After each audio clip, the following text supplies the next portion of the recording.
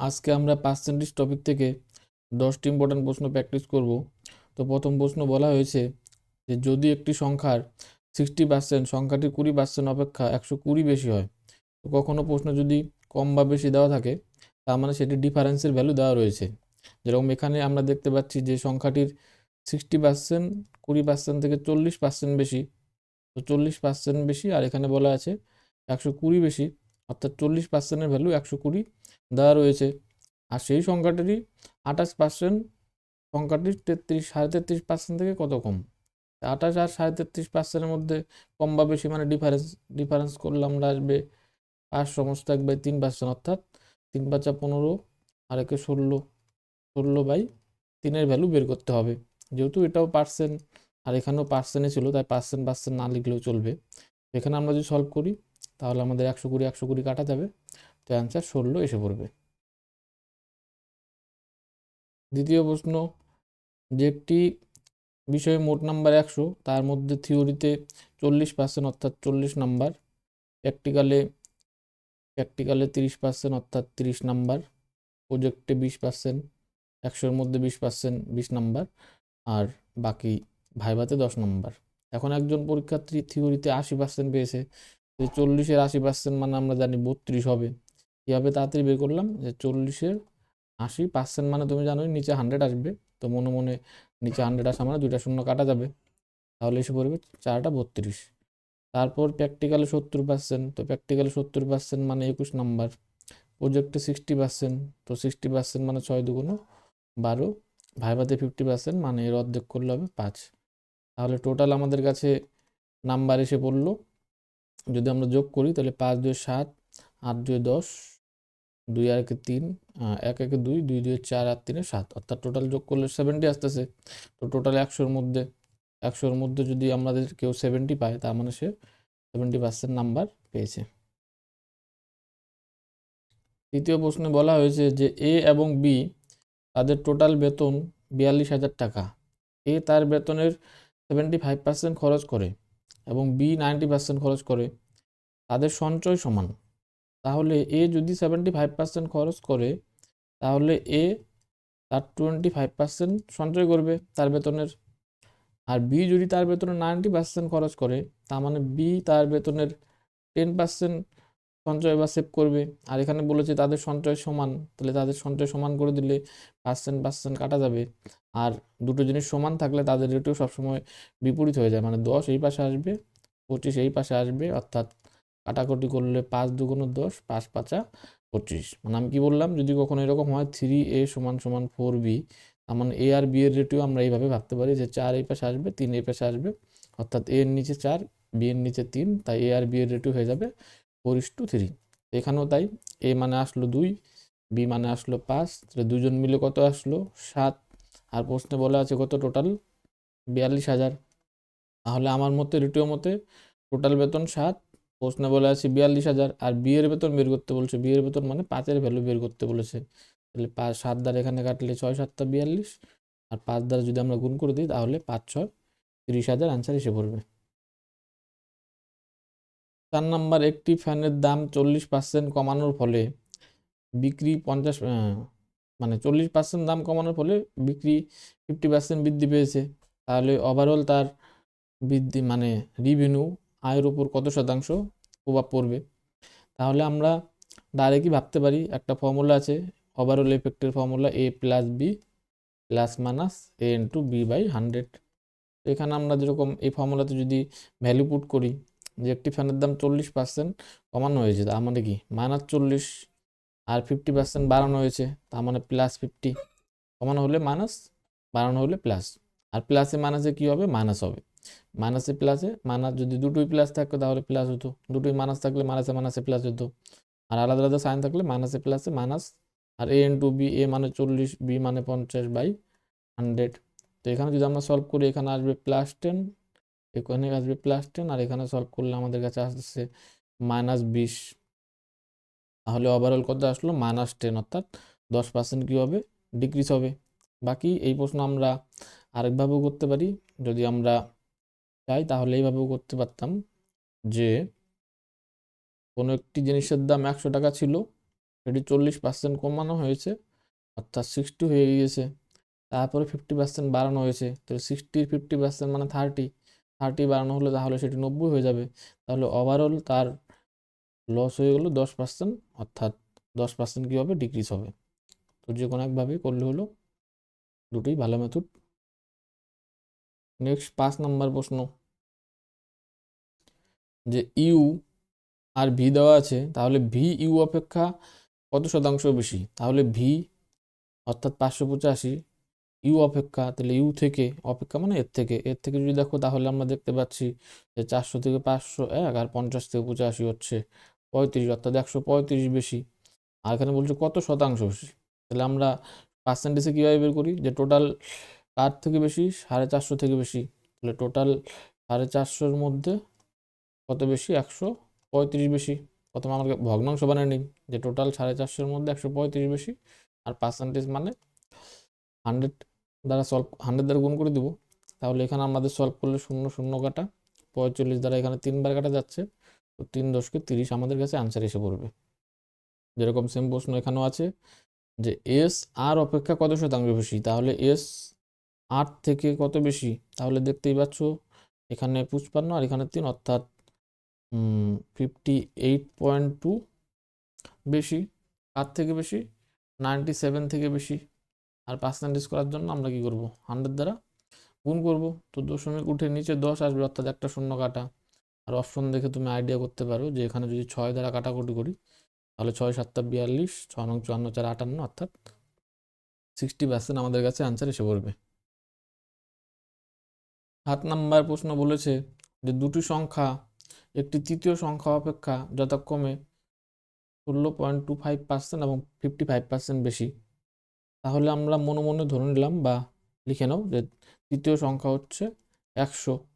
তাহলে দুটি সংখ্যা, প্রথম সংখ্যাটি হচ্ছে 16.25% বেশি, তাহলে 100-এর মধ্যে 16.25% মানে 16.25ই হবে, অর্থাৎ হয়ে যাবে 116.25। আর আরেকটি সংখ্যা অর্থাৎ দ্বিতীয় সংখ্যা সেটি 55% বেশি, অর্থাৎ 155 হয়ে যাবে। তাহলে প্রথম সংখ্যাটি দ্বিতীয় সংখ্যার কত শতাংশ, তাহলে প্রথম সংখ্যা হচ্ছে 116.25, এটি দ্বিতীয় সংখ্যার, তাই যার বলবে তাকে লিখব নিচে, আর পার্সেন্টেজ বের করতে বলেছে, তার মানে 100 দ্বারা গুণ। এখন এখানে তুমি সলভও করতে পারো, সলভ করলেও বেশি সময় লাগবে না। বাকি আমি যেহেতু দেখতেছি অপশন অনেক দূরে দূরে আছে, তাই আইডিয়াও লাগাতে পারি যে মোটামুটি যদি আমরা 150 ভাবি, 150-র 80% তুমি ইজিলি মনে মনে ভাবতে পারো যে 150-র 80% মানে 8 15 120 হয়। আর এখানে 120 কি আছে, ছোট আছে, অর্থাৎ 80%-এর কম হবে, তাই এই দুটো অপশন হবে না। আবার একই রকমভাবে 150 যদি আমরা 60% ভাবি, তাহলে মোটামুটি 90 হয়, তাহলে অ্যাপ্রক্সে 60%-এর বেশি আছে, তার মানে এটাও হবে না, তাই অপশন আমাদের কি হবে, 75% হবে। বাকি যার এইভাবে অসুবিধা হচ্ছে সে কাটাকুটি করতে পারো, যেখানে দশমিক উঠে নিচেতে আসবে, কাটাকুটি করলে কাটা যাবে। তারপরে 5 দ্বারা কাটলে 3 1, 5 দ্বারা কাটলে 5 2 10, 1 16, 3 5 15, 1 12, 5 2 10, 5 5 25। তারপর যদি আমরা কাটাকুটি করি তাহলে 75 দ্বারা গুণ করলে ডাইরেক্ট এটাই এসে পড়বে। 8 নাম্বার প্রশ্ন বলেছে এ বি অপেক্ষা 40% বেশি হয়, তাহলে এ বি অপেক্ষা, অর্থাৎ বি কে যদি আমরা 100 ধরি, তাহলে এ তার থেকে 40% অর্থাৎ 140 হয়ে যাবে 40% বেশি হলে। তাহলে বি এ অপেক্ষা, অর্থাৎ বি যে আছে সে এ অপেক্ষা কত কম হবে, 40 কম হবে। আর কার থেকে কম হবে, এর থেকে, অর্থাৎ 140 থেকে। আর পার্সেন্টেজ মানে 100 দ্বারা গুণ করব আমরা। তাহলে এখানে আমরা দেখতে পাচ্ছি যে 40 আর 140 যদি কাটাকাটি করি, তাহলে 20 দ্বারা কাটলে 2/7 আসবে। আর আমাদের মনে থাকা দরকার যে 1/7 সমান সমান 14.28% হয় মোটামুটি, তাই 2/7 অর্থাৎ এর দ্বিগুণ হলে 28.56% সামথিং হবে, অর্থাৎ এ নাম্বার অপশন হবে। বাকি তুমি 200-কে 7 দ্বারা ভাগ করেও করতে পারো, বাকি এটা মনে রাখো কারণ প্রশ্ন বারবার আসে। 9 নম্বর প্রশ্ন, যে একজন ব্যক্তির আয় 45,000, তাহলে একজন ব্যক্তির আয় দেওয়া আছে, অর্থাৎ ইনকাম দেওয়া আছে 45,000, এবং ব্যয় দেওয়া আছে, ব্যয় মানে খরচ দেওয়া রয়েছে 33,000। তাহলে আমরা জানি ইনকাম সমান সমান কি হয়, এক্সপেন্ডিচার প্লাস সেভিং। অর্থাৎ 45,000-এর মধ্যে 33,000 যদি খরচ হয়, তার মানে 12,000 টাকা সে কি করে সঞ্চয় করে। যদি তার আয় 22% বৃদ্ধি পায়, তাহলে এখানে 22% বাড়িয়ে দাও। তাহলে 22% মনে মনে তাড়াতাড়ি কীভাবে ভাববো, যে 45-এর 20% মানে 9,000 হবে, আর 2% হবে 900, তার মানে 9,900 বৃদ্ধি পাবে। বাকি তুমি সাইডে সলভ করে নিতে পারো যদি অসুবিধা হয়, যে 45,000-এর 22% এভাবে সলভ করে নিল। 45 দুগুণ 90, 45 দুগুণ 90, 9, 99 আর একটা শূন্য। তারপরে এখানে আমাকে বলেছে 11%, তাহলে 33-কে 11 দ্বারা গুণ করে দিলে হবে 3, 6, 3, আর পার্সেন্ট মানে দুটা শূন্য কাটা দিয়ে 8টা শূন্য থাকবে। তাহলে ওভারঅল ইনকামে বৃদ্ধি পায় 9,900, তার মধ্যে এক্সপেন্ডিচারে বৃদ্ধি পায় 3,630। তো এক্সপেন্ডিচারের বৃদ্ধি যদি আমরা বাদ দেই, তাহলে আমাদের কাছে বাকি থাকবে 6,270। তার মানে 6,270 আমাদের সেভিংয়ে বৃদ্ধি পাবে। তাই এটাই বলেছে যে সঞ্চয় কত শতাংশ বৃদ্ধি পায়, তাহলে 6,270 বৃদ্ধি পাবে। টোটাল 12,000-এর মধ্যে পার্সেন্টেজ মানে 100 দ্বারা গুণ করতে লাগবে। তো এখানে যদি আমরা 3টা শূন্য কেটে দিই, তাহলে 12 দ্বারা মোটামুটি 52 পয়েন্ট সামথিং যাবে। তো 52 পয়েন্ট সামথিং আমাদের ডি নম্বর অপশন হয়ে যাবে। বাকি এই প্রশ্ন আমরা আরেকভাবেও করতে পারতাম, অর্থাৎ অ্যালিগেশন করতে পারি, যে যখনই আমরা জানি যে এক্সপেন্ডিচার প্লাস সেভিং সমান সমান ইনকাম হয়, তো দুটো জিনিস মিলে যখন তৃতীয় জিনিস হচ্ছে, তখন আমরা অ্যালিগেশন কনসেপ্ট লাগাতে পারি। যেখানে প্রশ্নে বলা আছে যে টোটাল আয় 22% বৃদ্ধি পায়, অর্থাৎ ওভারঅল এক্সপেন্ডিচার আর সেভিং মিলে 22% কী পায়, বৃদ্ধি পায়। ব্যয় 11%, ব্যয় অর্থাৎ এক্সপেন্ডিচার 11% বৃদ্ধি পায়, আর সঞ্চয়ের পরিমাণ কত পার্সেন্ট বৃদ্ধি পায় সেটা আমাকে বের করতে হবে। আর প্রশ্নের মধ্যে দেখো দেওয়া আছে যে এক্সপেন্ডিচার 33,000 টাকা, অর্থাৎ 45,000-এর মধ্যে 33,000 হচ্ছে এক্সপেন্ডিচার। তাই আমরা যদি এটা রেটিও করি, তাহলে এখানে 3টা শূন্য কাটা দিয়ে দাও, তাহলে 45 টাকার মধ্যে 33 টাকা হচ্ছে ব্যয়। তাহলে 45 টাকার মধ্যে যদি 33 টাকা ব্যয় হয়, তাহলে বাকি 12 টাকা কি থাকবে, সঞ্চয়। তাহলে এখানে আমরা রেটিও করে নিলাম, রেটিও করে নিয়ে তারপর আমরা কাটাকুটি করলে 3 দ্বারা 11, 3 দ্বারা 4। তো এলিগেশন সবসময় বড় থেকে ছোট বাদ দিই, তাহলে বড় থেকে ছোট অন্য কালে দিয়ে দেখে দিই, যে বড় থেকে যখন ছোট বাদ দিব তাহলে এখানে আসবে 11। তো 4-এর ভ্যালু যদি 11 হয়, 4-এর ভ্যালু যদি 11 হয়, তাহলে 11-এর ভ্যালু বের করতে লাগবে, অর্থাৎ 121/4 মানে সলভ করলে মোটামুটি আসবে 30 পয়েন্ট সামথিং। তো অ্যালিগেশনে এখানে সবসময় মিডিল ভ্যালু হয়, মানে এই পাশের ভ্যালু আর এই পাশের ভ্যালুর মাঝামাঝি ভ্যালু হবে আমাদের এখানে। তাই এক পাশে যদি ছোট থাকে, যেরকম এখানে 22 থেকে এখানে ছোট আছে, তার মানে আরেক পাশে বড় হবে। আর বড় করতে গেলে তোমাকে কি করতে লাগবে, এই পাশে একটা যোগ করতে লাগবে। আর যদি ছোট করতে হতো, মানে এই পাশে যদি বড় থাকতো, তাহলে এই পাশে ছোট করতে গেলে আমাকে বিয়োগ করতে হতো। কিন্তু যেহেতু এখানে 22, এখানে 11, অর্থাৎ ছোট আছে, তাই এখানে বড় করতে গেলে আমাকে যোগ করতে লাগবে। আর যোগ করলে তুমি বুঝতেই পারছো যে 52 পয়েন্ট সামথিং আসবে। তো অপশন হিসেবে এখানে ডি নাম্বার এসে পড়ছে। তো এখানে আমরা অ্যালিগেশন মেথডেও করতে পারি, কারণ মাঝে মাঝে কঠিন ক্যালকুলেশন দেয়, তখন অ্যালিগেশনে খুবই তাড়াতাড়ি হয়। আর আমরা বেসিকে তো করতেই পারবো, বেসিকে সবসময় এভাবেই হবে। 10 নম্বর প্রশ্ন যদি দেখি, যে আয়ুষ এবং অভিষেকের ওজন দেওয়া আছে 6:11। তাহলে আয়ুষ, আয়ুষ সংক্ষেপে লিখে দাও আয়ুষ, আর অভিষেক এদের ওজন দেওয়া আছে 6:11। তো অনুপাতে আমরা যে কোনো অনুপাতকে আমরা যে কোনো সংখ্যা দিয়ে গুণ বা ভাগ করতে পারি, তাহলে অনুপাতের মানে কোনো মান চেঞ্জ হবে না। তো এখানে 6:11 আছে, তাই আমরা এটাকে আমাদের সুবিধা, যেরকম আমাকে এখানে বলেছে যে অভিষেকের ওজন 25% বৃদ্ধি পায়, তাহলে অনুপাত অনুসারে অভিষেকের ওজন তো 11, তাই 11 25% বৃদ্ধি করতে গেলে আমাকে পয়েন্টে নিয়ে আসতে হবে। তো একটু কাটাকুটি করতে সময় লাগবে, তাই আমরা এখানে 6:11-কে 10 দ্বারা গুণ করে 60:110 ভেবে নিলাম, অর্থাৎ 60:110 ভেবে নিলাম। তাহলে আমার কাছে সুবিধা কী হবে, সলভ করতে সুবিধা হবে। যে আয়ুষের বেতন, আয়ুষের ওজনের মান ধরে নিলাম 60, অভিষেকের ওজন ধরে নিলাম 110, তাহলে দুজনের টোটাল আসবে 170।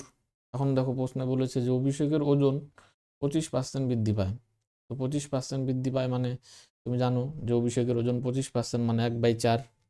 25% মানে আমরা কি জানি, কোনো কিছুর 1/4 করা, অর্থাৎ এটা 4 ভাগ করে দাও।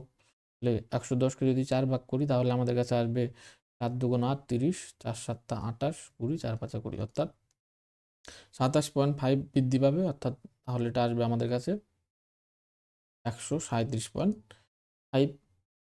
তারপরে প্রশ্নে বলেছে যে আয়ুষ ও অভিষেকের মোট ওজন 40% বৃদ্ধি পায়। তাহলে মোট ওজন হচ্ছে 170 অনুপাত অনুসারে। তো সেখানে যদি 40% বাড়িয়ে দিই, 40% মানে তুমি ডাইরেক্টই সলভ করতে পারো। 40%, 40 দ্বারা যখন গুণ করে দিব, 40-এর 0 আর 170-এর 0 কাটা যাবে, কারণ নিচে পার্সেন্টেজ আছে। আর 4 সুতরাং কত হবে, 68 হবে। তাহলে 68 বৃদ্ধি পেয়ে এটা হবে 238। তাহলে আর প্রশ্নে বলা আছে যদি বর্তমান ওজন 119 কেজি হয়, তাহলে দেখো আয়ুষ আর অভি অনুপাত অনুসারে ছিল টোটাল 170, দুজনে মিলে টোটাল বেড়েছে 238, আর শুধু অভি বেড়েছে 137.5। তাহলে টোটাল থেকে যদি 137.5 আমরা বাদ দেই, তাহলে আমাদের কাছে মোটামুটি এটা যদি 100 ভাবো, 138 ভাবো, তাহলে 138 থেকে 238 যার জন্য হবে 100, আর এখানে আরও 0.5 আছে, অর্থাৎ 100.5 হবে। অর্থাৎ আয়ুষ এবং অভি টোটাল দুজনে মিলে হচ্ছে 238, তার থেকে অভিরটা বাদ দিলে আমরা আয়ুষেরটা পেয়ে যাবো 100.5। এখন আমাকে বলে না যে আয়ুষের কত বৃদ্ধি পেয়েছে, আমাকে প্রশ্নে বলেছে যে তবে বৃদ্ধির পর আয়ুষের ওজন কত। তো আমার কাছে আসলো কত, 100.5। কিন্তু এটা তো অ্যান্সার হবে না, কারণ এটা আমরা তো অনুপাতে ভাবতেছি। তো আমরা অনুপাতে ভাবতেছি। যে আবার বুঝিয়ে দিই যে কি করলাম, যে প্রথমে প্রশ্নে বলা ছিল যে আয়ুষ এবং অভিষেকের ওজনের অনুপাত 6:11। যেহেতু 6:11 এর পার্সেন্টেজে সলভ করা আমাদের সমস্যা হবে, তার জন্য আমরা এটাকে 60:110 ধরে নিলাম। তাহলে টোটাল ওজন হবে 170। এখানে অভিষেকের ওজন 25% বাড়িয়ে দিলাম, তাহলে আসলো 137.5। টোটাল ওজন 40% বাড়িয়ে দিলাম, তাহলে আসলো 238 টোটাল। তার থেকে যদি অভিরটা বাদ দিই, তাহলে আয়ুষেরটা এসে পড়বে। আয়ুষেরটা কত এসে পড়বে, 100.5। কিন্তু এটা সবই অনুপাতে আসলো। এখন দেখো অনুপাতে আমাদের ভ্যালু দেওয়া আছে যে যদি বর্তমানে মোট ওজন 119 হয়, তাহলে প্রশ্নে বলা আছে 119 হয়, আর আমাকে অনুপাতে দেখতেছি আমার মতে কত হয়, 238 হয়। তাহলে আমার মতে যা হয় সেটা লিখবো নিচে, প্রশ্নে যেটা হয় সেটা লিখবো উপরে।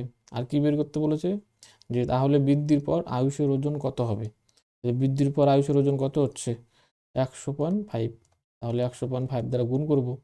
তাহলে এখানে যদি কাটাকুটি করি, 2 দ্বারা কাটলে এখানে 50 পয়েন্ট সামথিং হবে। তাহলে অপশন আমাদের সি এসে পড়বে। যদি বুঝতে অসুবিধা হয় আবার দেখে নিও, তাহলেই কোনো অসুবিধা হবে না আশা করি।